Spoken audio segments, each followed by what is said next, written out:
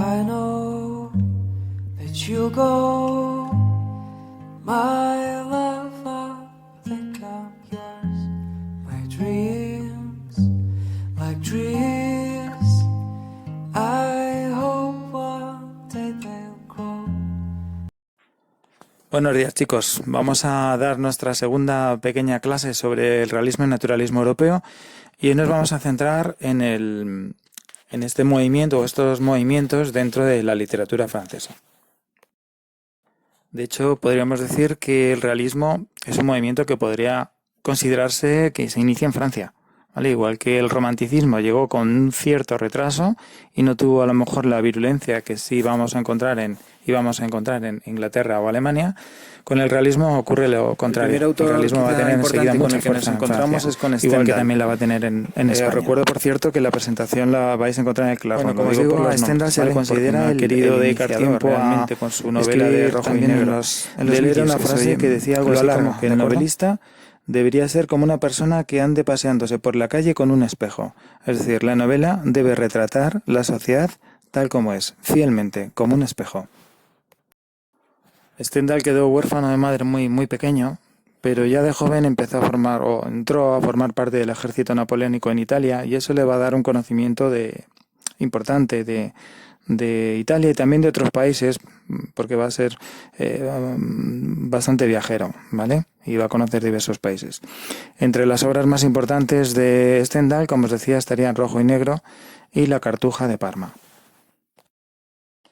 Además, Stendhal era un gran conocedor de la música y del arte y, de hecho, pues publicó bastantes colaboraciones con revistas especializadas en estos temas. Otro de los grandes autores del realismo francés iba a ser Balzac. Balzac empezó escribiendo en su juventud obras de carácter, digamos, de estilo todavía romántico, pero fracasó estrepitosamente, lo cual le hizo dudar bastante de su talento literario. Sin embargo, con el tiempo se convertirá probablemente el gran autor del realismo francés. Su obra, la comedia humana, digamos que engloba muchas obras menores suyas, o sea, muchas novelas o relatos suyos, de forma semejante de alguna manera nos recuerda un poco a Galdós, con los episodios nacionales. Es decir, es un conjunto de obras, un corpus literario que crea una obra mayor. En este caso, la comedia humana tiene claramente la intención de retratar la Francia de su época, la Francia contemporánea. Balzac, por cierto, fue muy admirado por Galdós, pero quizá el escritor del realismo en Francia que va a ser más admirado va a ser Gustave Flaubert, el autor de Madame Bovary. Frente a otros autores, Flaubert va a destacar siempre por un uso, digamos, muy consciente del lenguaje, por un cuidado, estilo y una máxima precisión, ¿no?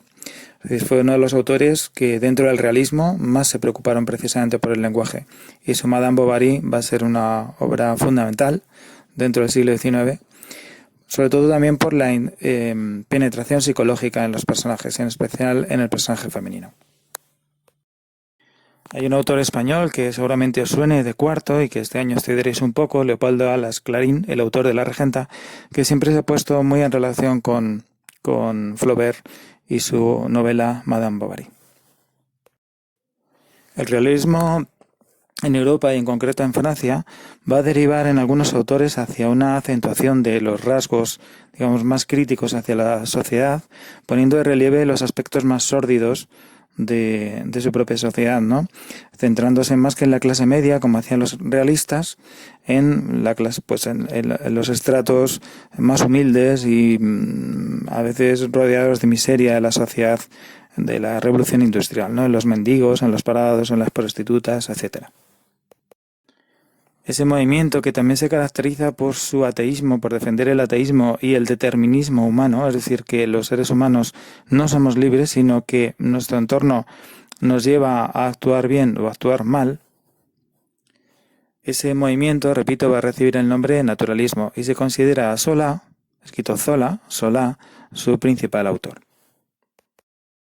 Germinal es su obra más importante y va a influir en autores también españoles, por supuesto, especialmente en Emilia Pardo Bazán y sobre todo en Vicente Blasco Ibáñez.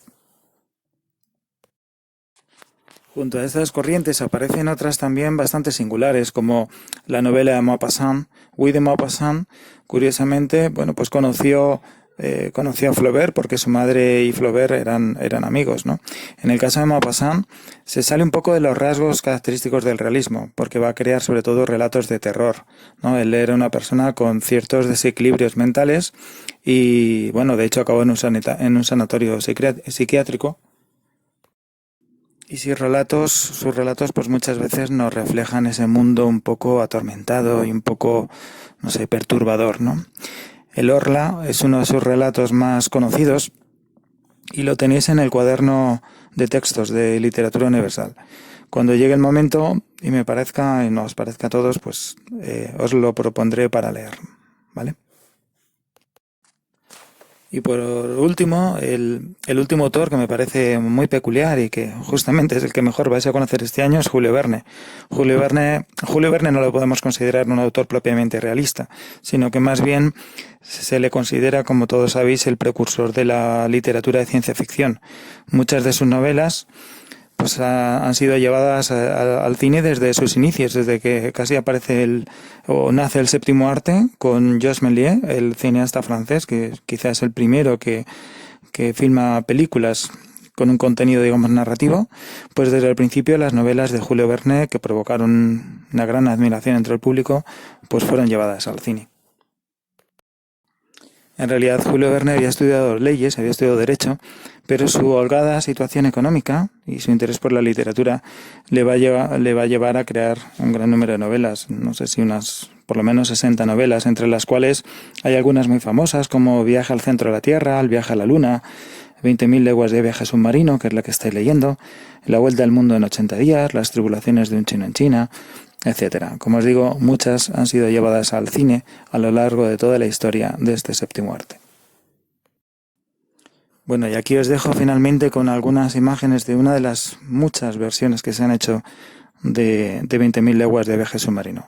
Una novela que espero de verdad que os esté gustando. A mí me encantó de chaval, en una versión infantil. Y ahora reconozco que en esta versión auténtica, la genuina, pues lo estoy disfrutando todavía mucho más. Bueno, espero que vosotros también. Un abrazo muy fuerte y muchos besos a todos. Chao.